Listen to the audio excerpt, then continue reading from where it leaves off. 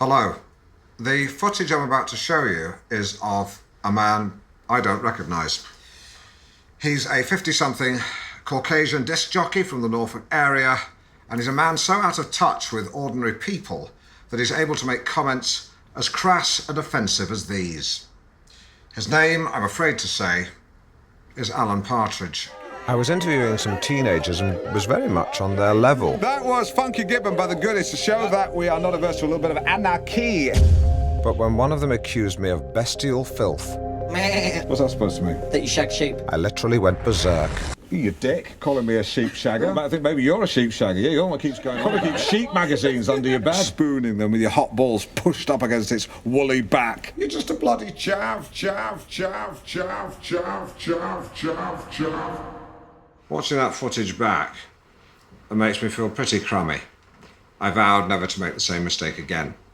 And yet, in an incident that beggars belief, I made a similar mistake the following night at a golf club dinner. I was actually chatting with five chavs. Chavs? I was chatting with five chaps. Fight Not chavs? Not fight chavs. You come here to get away from the chavs.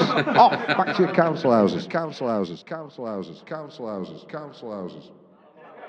I knew I was in trouble. There's a shitstorm coming my way. In the days that followed, the footage went viral. And while I hope the person who leaked it also goes viral, I'm talking about Ebola, the public response was damning. I was labelled ignorant, prejudiced, hateful, and in a comment that chilled me to the bone, a man who said he'd secretly filmed me taking my trunks off at the David Lloyd Leisure Centre threatened to use it as revenge porn. I found myself upbraided by management, listeners, and a North Norfolk digital producer who doesn't even work on my show. And then my sponsors began to walk. Chaucer's Country Kitchen, gone. NPP Escrow, gone. United Farm and Animal Feed, wanted to reduce fee. It was the lowest point of my career. But was I to blame, or society? Because it seems to me that in this once united kingdom, a schism has formed. A schism or a chasm between the haves and the have-nots, or haven'ts. And that realization has given me the idea for a uniquely insightful documentary format. A journey of redemption to the wrong side of the tracks. Join me as I explore an unreported Britain inhabited by the very people I had offended. And, God willing, become a better citizen, a better man, and a better, more sought-after broadcaster. Welcome to Alan Partridge's Scissored Isle.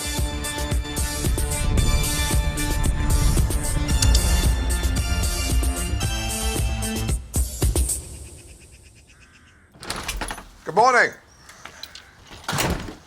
It's 8 a.m. and I'm about to spend a week with people from a very different background from myself. As you can see, I live in pretty salubrious digs. And while the mortgage crippled me, my name is on the deed, I live here, it's my house. Anyway, this is the life I'll be leaving behind.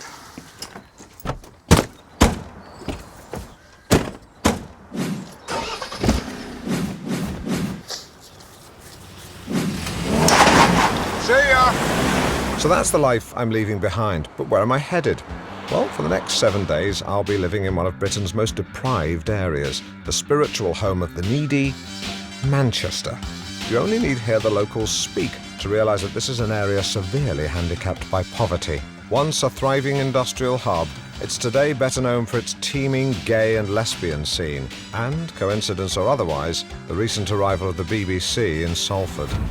Fortunately, I'm accompanied on this journey by my best friend, a chum with real pedigree.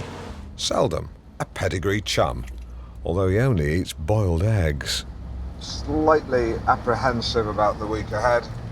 Had a bit of an up and down night. Probably just nerves. Had my usual anxiety dream. Stuck in a lift with Diane Abbott. Stay right. I am.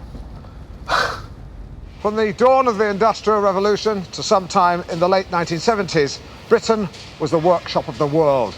For the people of Manchester, employed in cushy jobs, mills and factories, where there was work for mum, dad, and even the kids. Back to work. It must have seemed like the good times would never end. But then, China happened. Nowadays, the boys from Beijing manufacture everything from knockoff pistols to dildos, and that's hit Britain hard. So when the UK's manufacturing sector collapsed like a warm Easter egg, where did all the workers go? Well, today, over 1 million of them are employed in one of these. It's called a supermarket. It's much more than a place to buy cheese, chops, chocks and cheap chicken and chicory and chives. Hello, Alan Partridge, you must be Paul. It's David. This Right. was excellent. store manager I mean, it's a David fantastic Paul. place. It really is like an enormous cathedral, isn't it? Where people come to worship shampoo and grapes. That's right, yeah. But you don't own the store, do you? No, I'm the manager. The manager, of course, yeah, absolutely. Yeah. I love the hot flush from the warm air curtain on entry. David had agreed to let me do a shift in store to experience firsthand what it was like to work on the front line of modern retail. You checked your eggs? Yeah, just a bit of chicken shit, but we all follow through now and again, don't we? Men may take all the top jobs in driving and science, but across the UK, women dominate nearly all forms of till-based employment. But could I, as a man, pass muster or scan mustard? And my wife left me for a fitness instructor. Morning. Morning. Do you want to pop your things on the conveyor? Don't worry about that, we're just making a documentary. Want you to pop your things on the conveyor belt? No, not the basket, just the items. Oh, well, don't put them on the floor because you have to keep bending down to pick them up. So just pop back at the end. That's all right. Yeah, but not on the conveyor, at the very end. Okay. Shall we scan your items? Okay. Yeah, well, no, don't bring them to me. I move them forward like this. And so put the beans back. No, not in the basket. Not in the basket. No, don't bring them to me. Just put them on the conveyor. No, back at the end. No, not in the basket. Put the beans down on the conveyor belt. Now, get off. No, down. Leave the beans alone. Not in the basket, on the conveyor belt. Alan. She's not listening to me.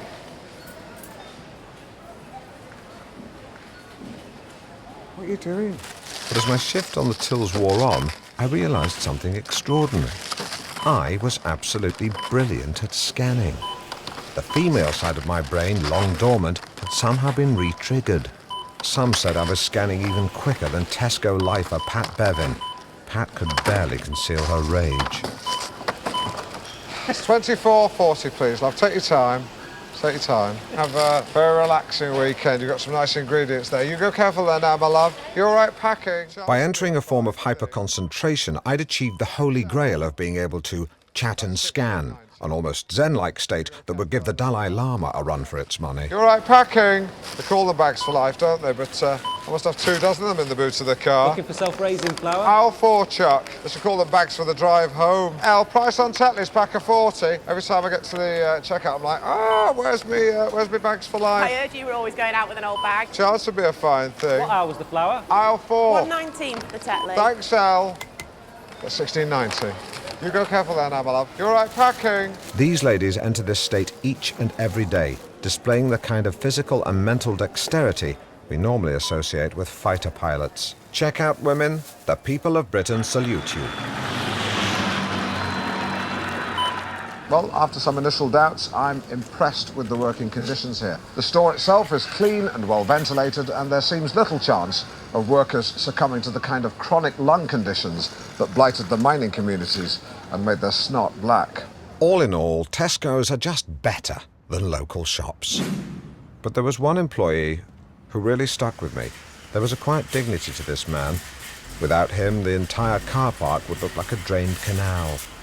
And watching him work over the gentle clank of his giant trolley train made me wonder, who was he? Where was he from? What were his dreams? What were his fears? What was his name? Of course, I'd never know. All right.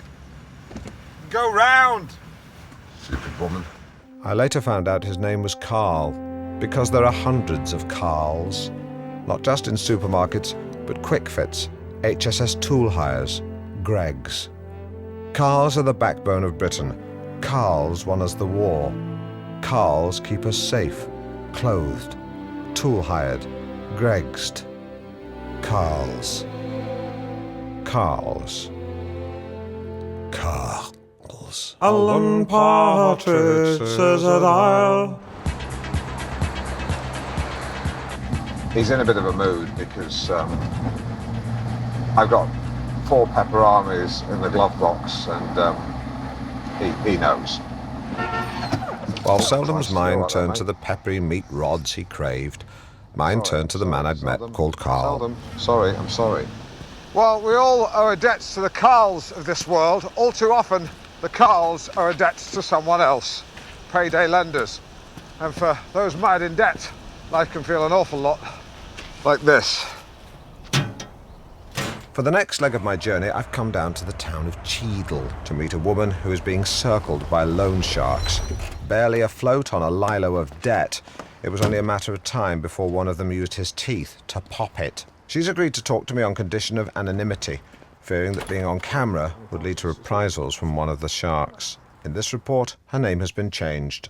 Shakira, your life has been clattered by debt. Tell us your story. Shakira's voice has been modified for her own safety. I took out the loan to tide me over when I were a bit short. Just temporary, like, to cover bills. So this was essential expenditure. It wasn't as if you were, for want of a better word, spaffing the money on new skirts or shoes. Are you having a laugh? No way. But as soon as I fell behind on the payments, I was screwed. Do you know what I mean? It just shows it can affect anyone. I mean, I work. It's not like I'm on the dole or anything. How do you feel? I mean, because it's just a money thing, isn't it? It's just a money thing. If you could solve that. Yeah, I know. I feel like it's the only thing holding me back. Yeah, I think you would soar like an osprey. I think so. I can tell by the expression on your face, which I'm fortunate enough to... do you know the phrase, a face doesn't lie? No. It's quite a new one. So how do you feel now about payday lenders? I think they're scum. Yeah. I think they're worse than scum. I think they're... I want to say sludge. It galls me to think I'm going to have to smudge out that young lady's face. In fact, I can honestly say that hearing her story has made me more angry than at any time since the 9/11 debacle. That's why I've come here to confront the man who owns the company that has shat all over her life. Unlike so many of history's most famous moneylenders, from Shylock to those guys in the temple when Jesus went bananas, this one also turned out to be a man. Kevin Ruddock, founder of First Person Finance. First Person Finance declined our request for an interview, so I've come here to Mr. Ruddock's comfortable pebble-dashed suburban home, see if we can get some answers. Kevin Ruddock, First Person Finance. What is this? Alan Partridge, Pear Tree Productions. Do you think it's right that you charge your customers extortionate rates of interest? Why do you charge your customers extortionate rates of interest, Kevin? Why are you walking away, Kevin? I'm sure your customers would like to know why you're walking away. I'm sure your customers would like to know why you're walking past these trees, sort of looking over there for no reason. Why do you charge extortionate rates of interest? It's a simple question, Kevin. You can answer a simple question. You're a big boy. You eat your greens. Hey, you tie your own shoelaces, don't you, Kevin? Hey, you eat your crusts. Answer the question. You wipe your own bum.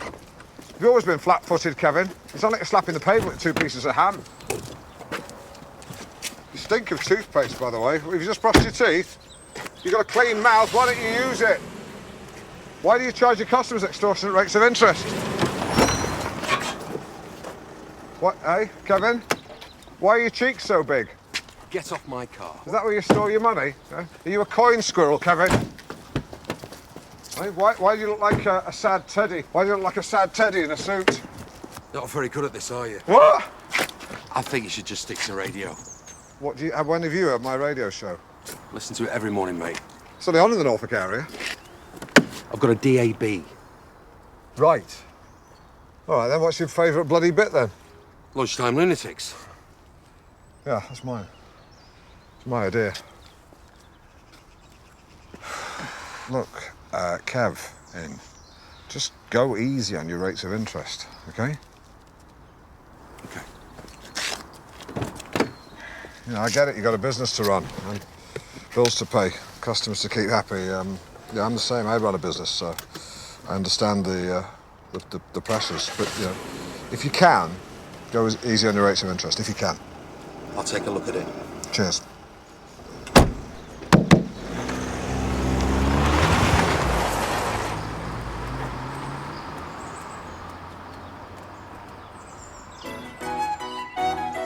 I was now 2 days into my journey of redemption, and Selden was taking me on a long country walk. One of his little eccentricities is that if you look him in the eye, he'll attack you. And as I stopped to explain this to a leggy stranger, something dawned on me. Selden wasn't the only thing I was avoiding eye contact with. I've left the grim desperation of Manchester and headed here to Holgarth Hall in the little-known county of Lancashire to sample the fragrant musk of old money. For I had realised something. How could I ever hope to understand the lives of the have-nots if I didn't first understand the lives of the haves? Or should I say, haven'ts? Built in centuries gone by, even before Hitler was a little baby, it's the kind of home which would make Julian Fellows cream himself. Holgarth Hall. Oh, it really is a magical realm. Half expect a wood nymph or a faun to appear. Baby deer. No. The mythical creature. It's mind and face of a man grafted to the limbs of a goat. Well, it sounds awful, but apparently it's Narnian. So. Well, next time I'm in a wardrobe, I'll ask the Lion and the Witch if they've seen one. That's brilliant. Quite brilliant. But you remind me of a super rich guy I'm quite friendly with. I don't mean he's super rich. I mean he's just a super rich guy. But then a lot of them are. Now, you're a member of the Countryside Alliance, aren't you? Indeed I am. Yeah, me too. I don't have my membership on me, but I stand shoulder to shoulder with our countryside cousins, or brothers. Although, you know, in remote areas are often the same thing, and that's the tragedy. Do you think that sort of thing still goes on? No. Now, let's talk about poverty, because a lot of people, petty people, bitter people, people who vote for the red team, say that poverty is the fault of the wealthy. Now, thick or not, that must rankle. Although I can understand it. You know, I can't pretend that I haven't been given certain advantages. Almost everything that you can see now, I inherited from my father. I once inherited a clock. Beats buying them. But with those advantages come certain responsibilities. The concept of noblesse oblige. Yeah, oui, magnifique. I knew exactly what he meant. Like James, I'm not short of a bob or two, and I feel I have a duty to use my wealth and status to help people less fortunate, such as emceeing an annual charity gala for violent children, sponsored by Tailors of Harrogate. Just found a Malteser in my waistcoat pocket. Weird. I hired this.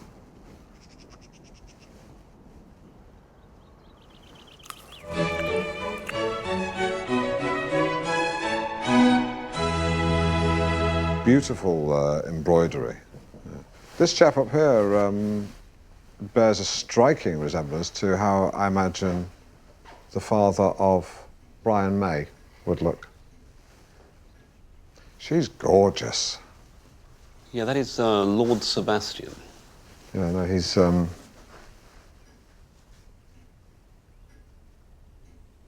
still pretty. Thank you for this time together. Of course, you don't own a house like this. You're a custodian. What a good attitude. Which is why the house is open to the public. I'm amazed you do that. Well, of course, there are certain subsidies. Right. Gotcha. Yeah, trouser it, mate. And you can't let them run amok. Equally, we have 50 staff here who rely on the estate for their livelihood, and I'm a great believer in rewarding hard work. But you can incentivise people, I think, too much. And before you know it, you've got a live wire on your hands who's, suggesting the workers get organised. Give me a break. Well, no, we like them lively. Yeah, but do keep an eye on it, Lord James. I once had a gardener and a cleaner who came on the same day, and I saw them talking one afternoon, and I thought, so I just gently eased them into a staggered arrangement. Would you like to see the estate? Oh, God, yeah. What would you like to see? Oh, orangery and a herb garden, please. Well, come this way. I must thank you again for making me feel so at home. It's amazing, isn't it, that you have this big house and yet people give you money? Please don't touch that. No, God, I never touch doors in stately homes, even to open them. I'll just stand and wait. Before I left, there was just time for Selden and I to explore the estate. Good dog. Go here. Well, watching that shepherd corral his sheep into the pen put me in mind of another chap I met earlier who wrangled a different kind of flock, one made of metal and wheels. His name was Carl. For what is a trolleyman but a shepherd of the town? Could it be that despite our vastly different backgrounds, we aren't so very different after all, and that what binds us together is so much stronger than what sets us apart? Right, he's through the fence. Sell them! Sell them! Sell them! Oh, fuck, he's got one! You have to let him eat it. Alan Partridge says that I'll...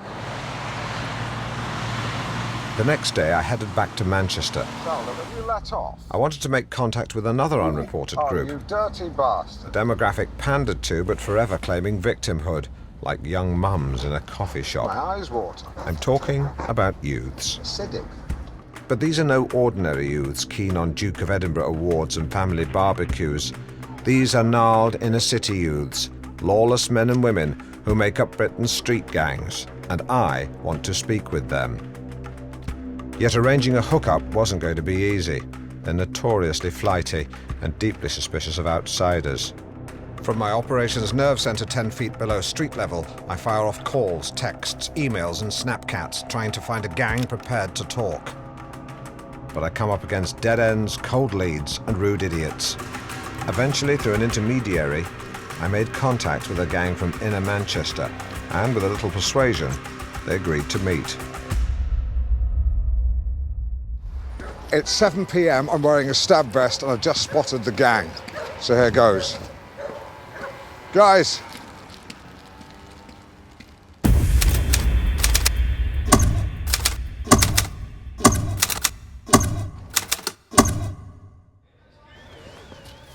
A gesture of goodwill. It's some 200 cigarettes, unused, mainly Marlboro, a couple of dozen Mayfair, some Lamont and Butler, and 10 chocolate cigarettes, because I believe one of you's under 16. Keep them cigs coming, you know. Don't worry, you get more than that. You see, I'll get you cigs and I'll get you booze. Giving them that big bag of fags had bought me some time, but I was still wary. Life is cheap on the Cinque Estates of Manchester, and with a rap sheet that included bicycle theft, fighting, loud ball sports and backchat to constables, this wasn't a crew to be messed There was with. a film a few years ago with Kevin Costner. One wrong move from me, and things could turn seriously ugly. He's a pretty respected actor. They agreed to let me hang out with them, and after strolling up and down this road so we could film them walking in slow motion, the group splintered. Gavin went to buy oven chips. Was McCain a nod to cocaine? The gang wouldn't say. I knew they didn't trust me. What I needed was an act of kinship, something that would show that I had genuine street cred. I went for broke. Do you like that? How did you learn to do that, you? A wet car park in Kent. Do you like that? Do you like it? Yeah. Shall I do a J-turn? I'll do a J-turn. It's a 180 in reverse. It was one of the sickest handbrake turns I'd ever pulled off in a hot hatch. They agreed to share their experiences with me. So, Jack, it must be pretty tough growing up in the inner city as a young person, is it? Yeah, it is. I was using a technique called speakball. Can you elaborate? Basically, You can only speak when you're holding the speakball. Do you understand? yeah. Do you? Yeah. Do you? What was the question? Do you? Yeah, right. Do you understand that you can only speak when you're holding a basketball? It's called the speakball. Speakball is an American counselling technique I'd used on my own son when he went through a phase of throwing chairs at his teacher, to which I later bought the global rights in perpetuity. It was also something I'd incorporated into Forward Solutions, the life coaching program devised in the 90s for weak people and dysfunctional sales teams. Where are you going? The genius of the idea lies in its combination of order and fun. That way lies anarchy. Speakball, an Alan Partridge brand. Thanks a lot, guys. Well done. Well, we're getting on great now, and I think the Alan Partridge speakball system has demonstrated itself as an innovative and effective way to connect. and shows that, and that if you give these lads a chance, they will open up. Despite suffering a badly squashed ear, I was actually delighted they'd thrown the b-ball at me. It was exactly the kind of friendly hijinks that proved I was now on the inside. I was even allowed to join their smoking circle. Where's Baz? That is grand. It is, right? Yeah, not bad. A gangland house party and proof I'd been accepted as one of their own. This was nevertheless a tinderbox of underage booze, suspicious glances and fear of outsiders. But I managed to blend in by stooping slightly and saying all right instead of hello. This is an ecstasy pellet. The guys here tell me these change hands for £120 each, although they sold me this one at a mate's rate of just 70. It's chilling to think how easily these can fall into the wrong hands, not to mention a teenage tummy. I'll be disposing of this on my next toilet visit. Because so-called recreational drugs have blighted the lives of junkie teenagers for years, from Aled Jones to Zammo to my assistant's nephew Tim Benfield. And so dispose of it I did, but not before checking it was legit by nibbling a corner off like television detectives do. And whilst this did give me a mild high during which I felt a bit hot and couldn't stop talking about Lewis Hamilton, it was nothing I couldn't handle, and I've no regrets about nibbling it whatsoever. Where are we going now? In actual fact, I enjoyed a perfectly pleasant evening, meeting new friends, chatting amiably, and I was still on the dance floor at 8 o'clock the next morning. At 10 o'clock, I had a meeting with the mayor, which gave me just enough time for a sink wash and an egg baguette, after which I was back to my old self and ready to get some answers.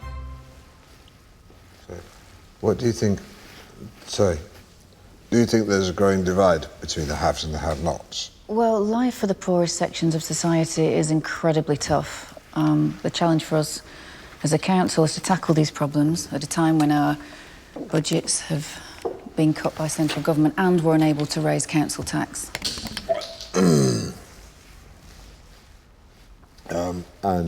What can you tell me about your plan to boost inward investment in the area? Well, our main aim for Manchester in the next few years is the economy. Stupid.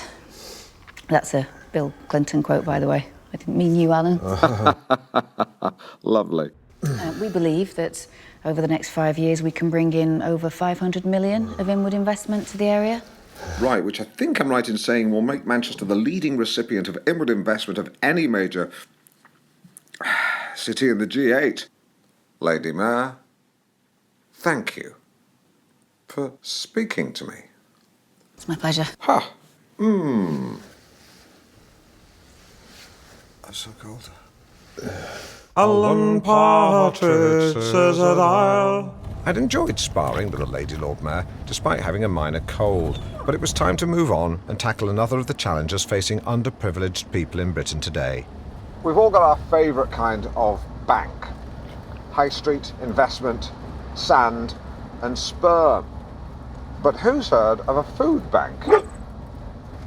What's a food bank? Well, it's free food for poor people. And while the idea of getting free food sounds superb, we only have to think back to how we all picked on the boy who got free school dinners to realise it's more complicated than that. Because for the people on the receiving end, it can be a demeaning experience. But what if there was another way? Joel Maidment is what is known as a freegan, and while that may sound like a type of Irishman, it's actually a term for someone who finds and eats food thrown away by supermarkets. Now, when most people picture the kind of person who rummages through bins for food, they imagine a certain type, someone who's fallen through the cracks in society. And yet, this is not the kitchen of a tramp. This is rather lovely. Thank you. And whilst nothing in here is brand new, that's also sort of part of your philosophy, isn't it? I noticed when I came in, for example, your TV is fairly old, quite small. Oh, well, we don't tend to watch much TV. Yeah, I sometimes say that. Point is, you're comfortably off. Yes, I guess. My wife's a lecturer. Are they all? But you are a freegan. You scavenge for free food. Correct. Yeah, freegans try and live off what other people throw away. It's an ethical decision to prevent waste. So you make good use of the things that you find, the things that we everyday folk leave behind. You're a womble. Well, in Britain we throw away 6 million tonnes of food every year. and much of it is in very good condition. So I think as a society we should feel ashamed of that. I'm just as guilty. There's a burger van on the A47. I always order the half pounder. But do I get through the second patty? No. I just, fist it into a discarded coffee beaker and pop it in a canal. Well, I think... so you would eat anything within reason? Within reason, yeah. For example, an egg mayonnaise sandwich still in its wrapping? Mm-hmm. Yeah, if it's still in its wrapping, I'll eat that. Okay. A plastic bottle of iron brew, but the top's been chewed? Yes. By a rat? If the seal hasn't been broken, I would drink that. An egg in a sock? Yes, I mean, if food looks good, it generally is good. Okay, an egg still in its shell, looks fine, but it's from the 90s. Well, maybe. A condom full of grapes. Yes. You need to sort yourself out, mate. Well, it's one of the coldest nights of the year, and I'm about to go on a scavenge with Joel. I'm wearing a head-mounted GoPro camera, exactly the same sort worn by US Navy SEALs when they assassinated Osama bin Laden. And I'm hoping to find a bin laden with food. Let's freegan! This skip here is just jam-packed with food. Right, yeah. So it's like a garage full of food, isn't it? Yeah. Actually reminds me of Moira Stewart's garage. Hers was full of snacks during a low point in her life. She survived for a year on Quavers, Cheetos and Pringles. Really? Yeah, she's got scurvy. Actually, she told me that in confidence. So. Oh, I won't say anything. So, yeah, get that ladder there, go up there, and you can get into... it's basically self-sufficiency, isn't it? Yeah. It's like they say, give a man fish, he eats for a day, give him a fishing rod. Yeah, he'll probably come back the next day saying, that fishing rod you gave me, go on, can I have another? What happened to the one I gave you? Oh, I sold it. Let me guess, to buy some skag. No, to buy some fish. I was hungry. Did it not occur to you that you could have used the fishing rod to catch some fish? Oh, I haven't got a permit and I don't know how to get one. Google it! When did this happen? Oh, it didn't. It's just a generic, annoying man who lives inside my mind. A head squatter. I don't mean a dominatrix. I mean... Shit! Wait, where are you going? I thought we were allowed.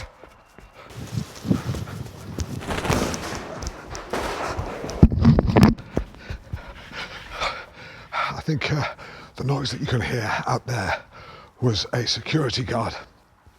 Whilst technically we weren't breaking the law by being out there, security guards tend to have a bit of a chip on their shoulder and no qualifications, and that's quite a combination. Oh my God, I think I can hear them locking the doors. Shit. Come on, come on. Come on, hello? Come on, please. As I pummel the shutter, I catch sight of a figure through a crack in the corrugated door. I can see someone out there. Hello? Man! He's not responding. Chav! I'm deliberately trying to rile him, get him to respond that way. Chav man! Fat boy! You stop just standing there!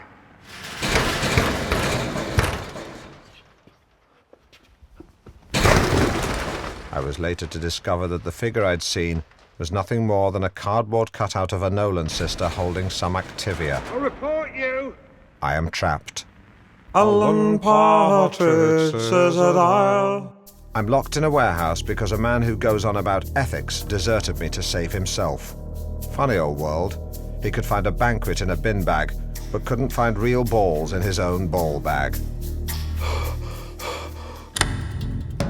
It was now 3 hours since my last meal, and while Joel the Freegan was probably tucking into chicken soup, chicken pie and lily-livered pate, the man was a coward, I was becoming dangerously hungry. Now, normally I carry a Snickers bar concealed in my bicep pocket. Some people think that water is more important. Wrong. Bear Grylls, Christian Hardman, told me that you can always drink your own urine, but when you're hungry, you want to eat a Snickers. Unfortunately, my bad assistant has washed the fleece without checking for contents, and the pocket now contains a flaky chocolate brick and handfuls of nut dust. Then a brainwave. Special forces are trained to think outside of the box. If I could get some of this food outside of the box, or its box, I could survive. I struck gold with what I can only describe as a cross-section of an egg and ham slice. I can only describe as a kind of a CAT scan of a square Scotch egg. And I know that if I eat 2 of those and 4 wagon wheels... Looking back, I can see that the GoPro's fisheye lens has made me look grotesque. Put this image on my Tinder profile, and it will be a barren few months indeed. This is the picture I use on Tinder. Being here is unsettling. I am gripped by a lonely introspection, like Andrew Neil on the train or an elephant at Chester Zoo. In the 80s, I once climbed onto the roof of a bus shelter to rescue a cuddly lion. I'd won for Carol at a fun fair. Some boys had thrown it up there. This is when I was still married to her. Felt like I could do anything when I was married to Carol.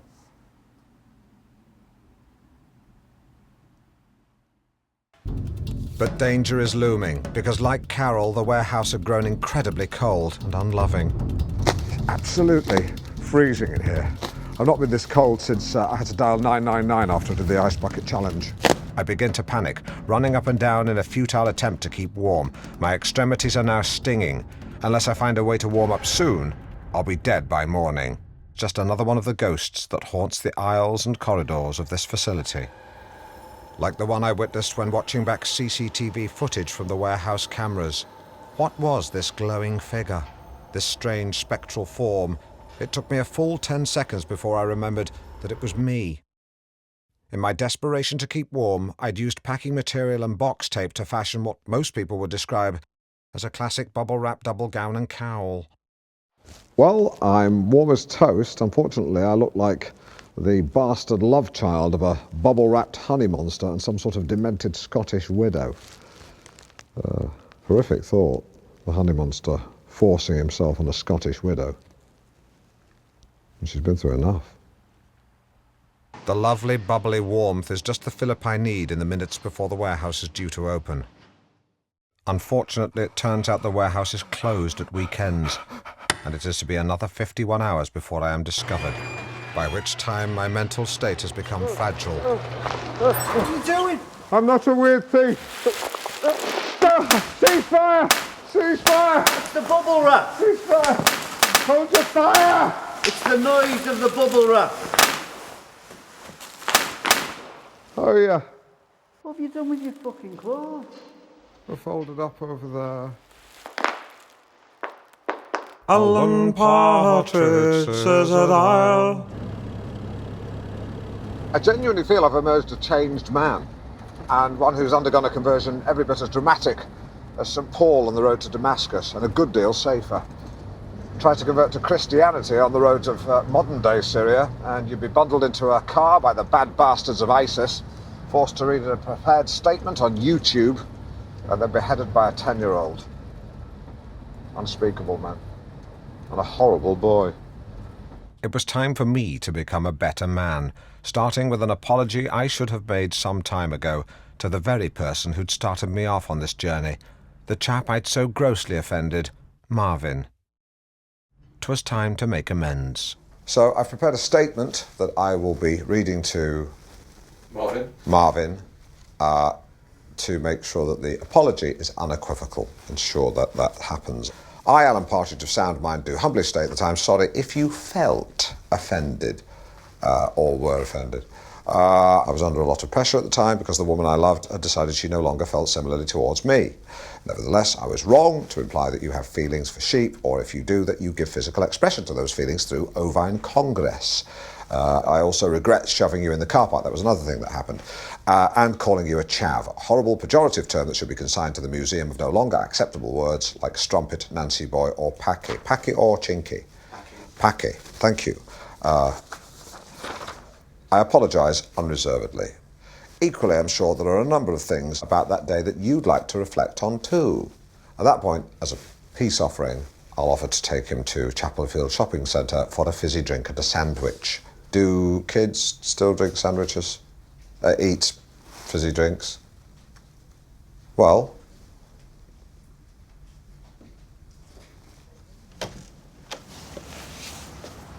Well, unfortunately, Marvin was a no-show, which is a shame, but I wanted to have my say, so I texted him my statement/apology, and he has responded with an emoji of a sheep. And if you can see that there. Hard to know what that means. If it's a humorous comment, fine. If it's a rehashing of his original sheep shagging comment, then I shan't dignify it with a response.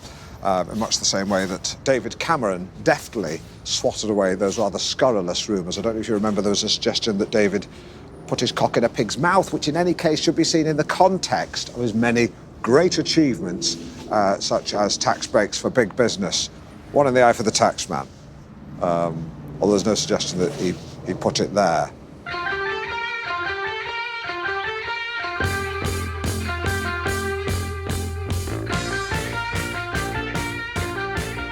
Well, I may not be able to set the record straight with Marvin, but just because one disadvantaged teenager wanted to act the prick, it didn't mean I couldn't reach out to others. And I knew exactly who to call. Their names were Gavin, Mark, Riley, Darren, and another Gavin. Come on, lads. Darren, put your high-vis on, mate. This ain't meant to scout us, man. I know, but it's insurance reasons. Come on. Why do you want me looking like a melon for, though? Been through this. Yes, in their own sullen way, I sensed that these boys had never felt more alive. Who's for a swig of Bovril? What's that? Bovril? Basically, beef tea.